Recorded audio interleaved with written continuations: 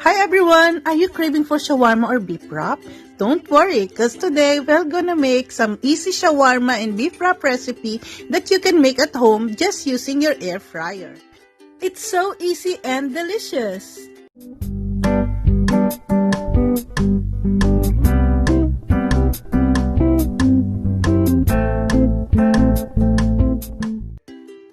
Okay, are you ready? Let's start with the main ingredients, which is the beef. I use thinly sliced frying steak. In this recipe, I've used 484 grams or up to 500 grams will do. So, ito yung hiwa ng ating meat.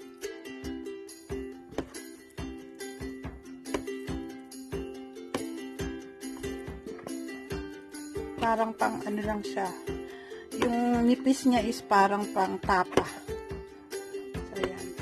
Mas manipis, mas maganda. Pero wag naman yung sobrang papel na papel. Yung sakto lang.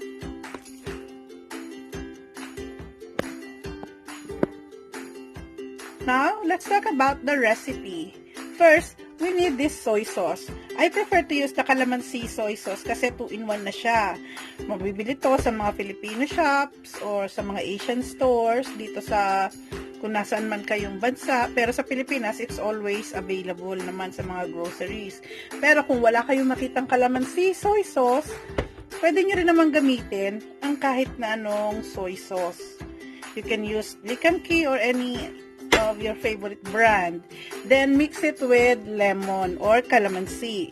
Mga 2 teaspoon of lemon is okay na or 3 pirasong calamansi. And then sumunod is yung ating white wine vinegar. Pwede rin kayong gumamit ng ordinary white vinegar. So kailangan natin ng 1 teaspoon. Pampa-tenderize din siya, kagaya ng ilalad nating calamansi juice or the lemon juice. Mabilis mapalambot yung karne. And while this white wine vinegar or the vinegar draws out the moisture from the meat, these two are tenderizing, helping the meat to tenderize. So, and then we need the ground ginger. 1 teaspoon of ground ginger. And then 2 teaspoon of sugar. 2 teaspoon is like 10 grams. So, I'll use this later. And then, I forgot to say, yung calamansi juice natin is 1/8 cup. 1/8 cup or 30 ml. Because 1/4 cup, that is 60 ml. So, if kalahati yung gagamitin nyo, that's 30 ml. And then, we need this garlic Italian seasoning. Yan. Ngayon, mabibili to sa mga condiment section, spice section sa mga groceries. Pero kung wala kayong mahanap, pwede kayong gumawa. If you cannot find the garlic Italian seasoning in shops or at home, don't worry because you can easily make it by just combining the following ingredients.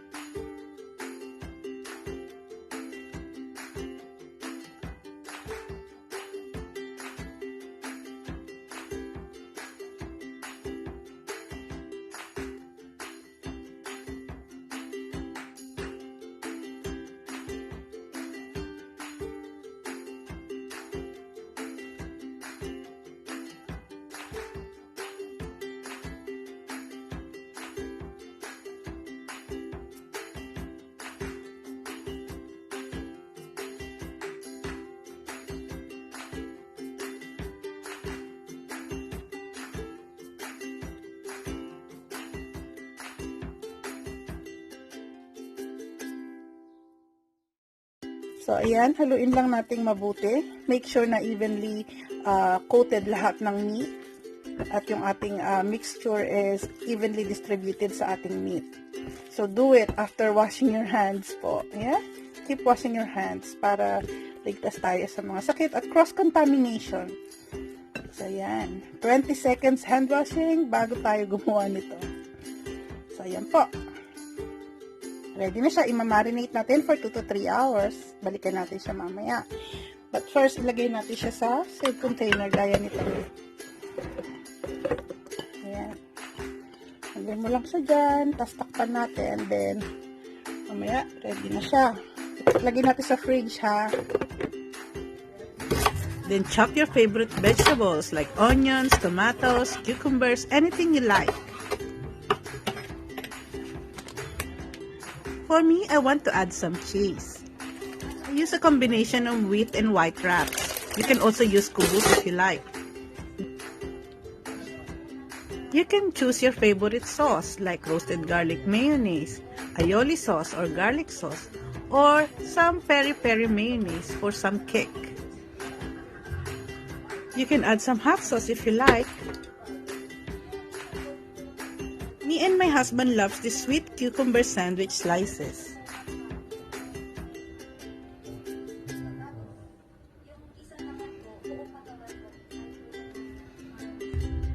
You can always customize the vegetables and sauces or breads that you want to use. This is our Halo Fryer or Air Fryer. Our one is Breville.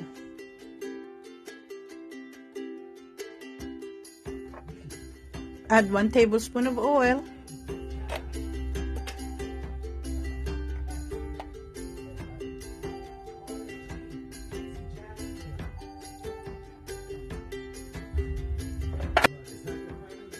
We set it initially at 15 minutes. You can always check in between cooking.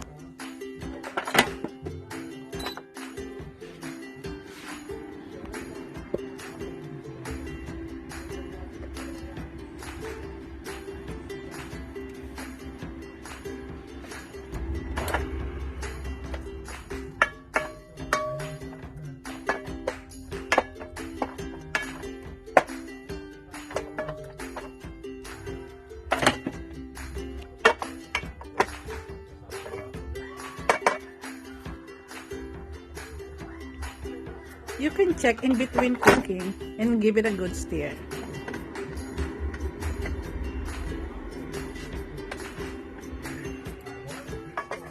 When the juice has all dried up, this is the time you need to be very careful.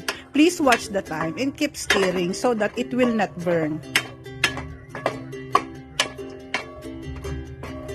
It is also important that our meat is still juicy. Just keep stirring and you have to check kung tama lang yung kanyang pagkaka-brown. Then it's up to you to stop the timer even if may mga natitira pa siyang mga 1 minute or 2 minutes. It's up to you kasi iba-iba ang product natin na ginagamit sa air fryer. Because we use different types of air fryers, specifications also vary, so you have to be careful. At this point, it's time for me to stop.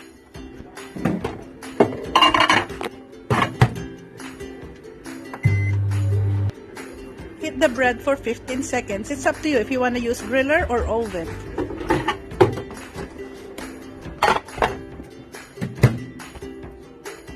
Assemble time!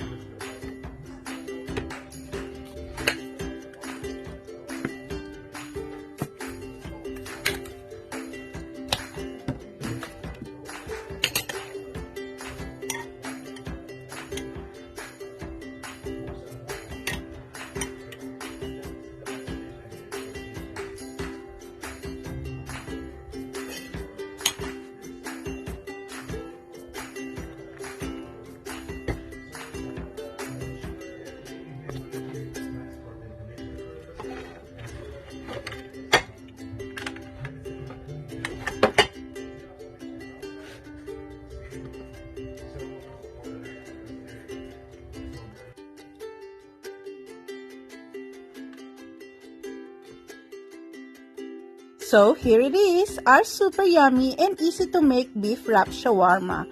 Please subscribe to our channel, Mr. and Mrs. T, if you haven't subscribed yet. So again, this is Mrs. T. Thank you so much for watching. Bye!